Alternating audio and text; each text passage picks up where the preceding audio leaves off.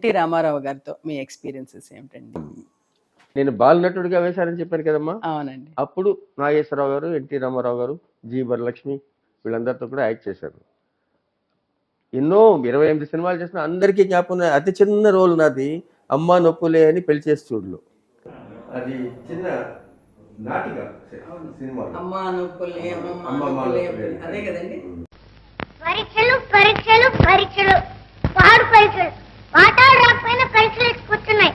ఇప్పుడు పరీక్షకు ఎట్లా ఎగ్గొట్టడం?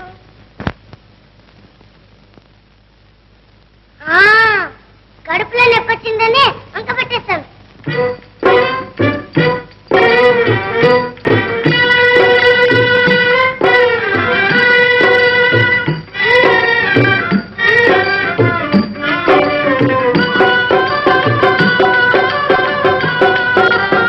అమ్మా నొప్పులే అమ్మమ్మ నొప్పులే అమ్మా నొప్పులే అమ్మమ్మ నొప్పులే. ఫస్ట్ క్లాసులో పేస ఉదామని పట్టు పట్టినే పాఠాలు చదివితే, ఫస్ట్ క్లాసులో పేస ఉదామని పట్టు పట్టినే పాఠాలు చదివితే, పరీక్ష నాడే పట్టుకున్నదే బడికెట్లానే వెళ్ళేదే. అమ్మా నొప్పులే అమ్మమ్మ నొప్పులే. దెన్ అప్పుడు ఆయనతో ఆయన మారిస్ మైనర్ డ్రైవ్ చేసుకుంటూ వచ్చాడు. మరి మనిషి ఎంత హ్యాండ్సమ్గా ఉన్నాడో మీకు తెలియదు. ఉంగరాలు చూస్తుండేది, సరే డ్రైవ్ చేసుకుంటూ వచ్చేవాడు ఆయన. అప్పుడు పరిచయం. తర్వాత కలెక్టర్ అసలు ఆ సర్వీస్లో ఉండేటప్పుడు ఆయన నేషనల్ సేవింగ్స్కి, డిఫెన్స్కి, వీటికి వాటికి చందాలు వసూలు చేయడానికి వచ్చేవాడు సినిమా యాక్టర్గా. సో అప్పుడు తెలుసు. నేను శారదా ముఖర్జీ గారు ఢిల్లీ ఒకసారి వెళ్ళి, హిదాయతుల్లా గారు వైస్ ప్రెసిడెంట్, అబ్బాయి మీ ఆఫీస్ అంతా ఏం బాగోలేదు, ఆవిడ దగ్గర నేను ఎప్పటికీ పనిచేశాను కదా, మీరు ఒక కుర్రాన్ని యాక్టివ్ యంగ్ పర్సన్ వేసుకోవడం అని చెప్పి first time IAS officer, vice president officer సెక్రటేరియట్లో పనిచేయడం. ఆయన ఏమో అంజయ్ గారు చీఫ్ మినిస్టర్, ఆయన మోహన్ కందా అంటే ఎవరో నార్త్ ఇండియన్ తీసుకోండి అన్నట్ట. తర్వాత నేను వెళ్తే సార్ నమస్కారం వెళ్ళొస్తాను, అదేంటే నువ్వు వెళ్ళిపోతున్నావు అంటే మీరే పంపించారండి అంటే.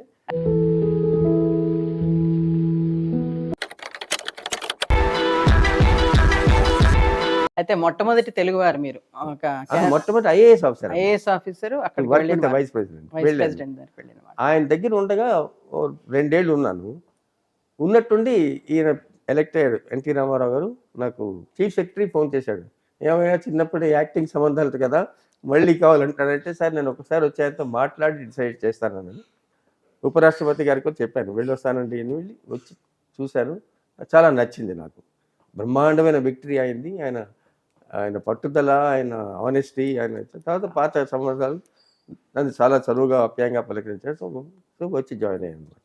అప్పుడు ఢిల్లీ నుంచి వచ్చేసారు, హైదరాబాద్ వచ్చేసారు. సో అంతా బాగుండే నాకు ఎంతో ఫ్రీడమ్ అది ఇచ్చేవారు. కానీ ఆయనకి ఏంటంటే కొంచెం 35 ఏళ్ళు సెల్యులాయిడ్ వరల్డ్లో ఉన్నాడు కదా, ఈ ఆర్క్లైట్స్ ఆయన ప్రపంచం, బయట ప్రపంచం గురించి సినిమాల ద్వారా నేర్చుకుంటే తప్ప నిజంగా అనుభవం లేదు. సో చుట్టూ ఉండేవాళ్ళు 8-10 మంది, వాళ్ళు ఏం చెప్తే అది ఒక్కొక్కసారి వినేసేవాడు. అంటే మీ మాటకి విలువ ఇచ్చారు, ప్లస్ విషయాలు కూడా కూలంకషంగా తెలుసుకోవడం జరిగింది. ఆ రోల్ ప్లే చేయడం నాకు కొంచెం సాటిస్ఫాక్షన్ ఇచ్చింది. తర్వాత ఢిల్లీ ఆయన చార్జ్ తీసుకున్న 9 రోజులకే ఢిల్లీ వెళ్ళాడు. వెళ్ళి అంటే నేను జాయిన్ తర్వాత తిన్నగా మరి ఎన్టీ రామారావు కదా, ఎయిర్పోర్టు, రాష్ట్రపతి భవన్, అక్కడి నుంచి ఉపరాష్ట్రపతి, అక్కడి నుంచి ఇందిరాగాంధీ, అది అయ్యాక ప్రెస్ కౌన్సిల్లో all India press conference meeting. నాకు చిన్న కాగితం ఎవరో ఇచ్చింది, ఆయన ఇచ్చాడు. 42 కార్పొరేషన్లు ఉండేవి ప్రభుత్వ రంగంలో, వాటిని కుదించాలని ఆయన మేనిఫెస్టోలో కూడా చెప్పారు. దుబారా ఖర్చు అవుతోంది ప్రభుత్వంలో, తగ్గించాలని. సరే ఆ కాగితం ఆయన ఇచ్చింది, నాకు ఇచ్చి, మోహన్ ఆ ప్రెస్ కాన్ఫరెన్స్లో ఇయ్యని చెప్పాను. నేను చూశాను, అది సంతకం లేదు, ముందు ఆలోచన లేదు, జరగబోయే వాటి గురించి ఇది లేదు. ఇది ఆయనకి ఏం తెలియకుండా చెప్తే అసహ్యంగా బాగుండదు కూడా, జరగదు నాకు తెలుసు. సో నేను గప్చుప్గా ఉన్నాను. ప్రెస్ కాన్ఫరెన్స్ అయిపోయింది, కారు ఎక్కాక అమ్మయ్య ఆ కాగితం ఏమైంది అన్నాను. నేను ఇవ్వలేదండి, ఎందుకంటే చెప్పడానికి మీలాంటి నాయకులు ఇంత బ్రహ్మాండమైన రిసెప్షన్ ఢిల్లీలో ఉన్నప్పుడు వాళ్ళకి ఇస్తే అది బాగుండదు, జరిగే పని అంటే ఒక నిమిషం కళ్ళు మూసుకున్నాడు, మోహన్ నాకు కొన్ని విషయాలు ఇష్టం ఉండవు, నేను చెప్పి నువ్వు చేయాలి అని